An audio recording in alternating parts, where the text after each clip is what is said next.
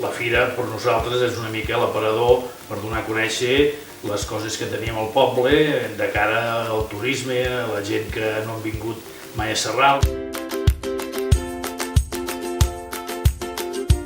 La Fira de Sarral, a l'ensems que altres viles i ciutats de Catalunya, enfonsen les seves arrels a l'època medieval.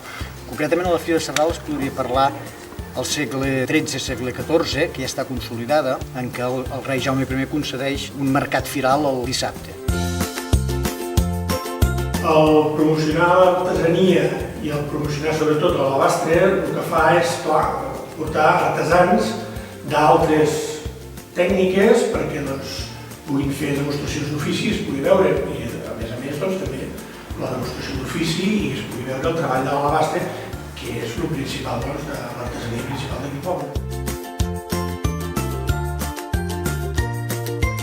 La Fira de Sarral ha tingut una importància fonamental des dels inicis, perquè les fires aquestes són privilegis reials. En els segles XVI, XVII, XVIII aquesta fira és important perquè els preus que es fixen aquí a la Fira de Sarral, que és a començaments d'hivern, es mantenen fins que no arribi la Fira Quaresmal de Santa Coloma de Queralt al mes de febrer. Per tant, durant tot l'hivern, els preus fixats dels productes que es feien aquí a Sarral es mantenien durant aquests 3 mesos.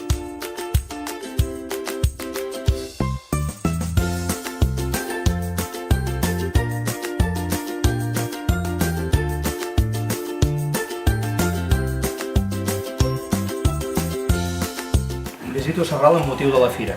Quina paraula tan maca. Fira vol dir diàleg, vol dir aparador, vol dir vitalitat, vol dir obertura, vol dir valor a pertànyer a un poble, a una comarca i un país. Sarral obre les portes de bat a bat i fa que els carrers s'omplin de vida i que la casa de tothom siguin els diferents indrets del poble que acullen amb els braços oberts a tothom que hi arriba. Per molts anys mantingueu aquesta important i estimada fira. L'últim terç del segle XX, en què aleshores l'Ajuntament decidirà revitalitzar aquesta fira, organitzant un gran esmorzar gratuït que encara es manté avui en dia.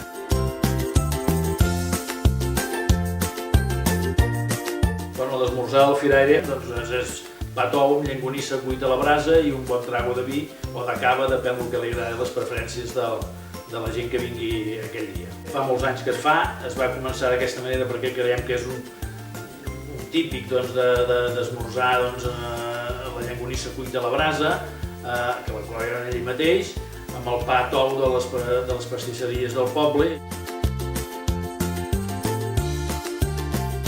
El timpà romànic és la nostra joia que s'ha trobat després de molts anys des amagada. Es va descobrir l'any 1939 a l'enderrocar el campanar. Acostumem a fer visites guiades que tot es pugui veure, el timpà romànic, el Museu de l'Alabastre, que està obert, i tot.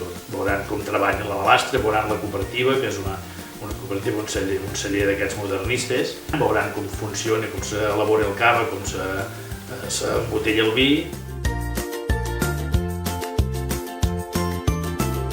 Amb motiu del centenari, nosaltres ens vam afegir aquesta corrent que hi ha de trobades de col·leccionisme de plaques. Vam treure les plaques noves el 2007 i vam fer una trobada que cada any s'ha anat repetint i enguany és l'edició número 10. Sempre s'ha fet coincidir aquesta mostra de plaques amb la fira. El tas de vins dins la fira per nosaltres representa que, a part de quan ve la gent a visitar el poble i ve a la cooperativa, veure els nostres productes i sentir-los anomenar i veure les instal·lacions, doncs tenen el plaer de degustar-los, conèixer-los i poder fer divulgació de les qualitats que tinguin els nostres productes. Després, enguany, com a novetat, també hi ha el tas de cunya, que hi haurà també uns restaurants de la comarca que donaran a tastar un plat de la seva gastronomia, de la seva manera de fer amb productes de la terra, amb productes de proximitat.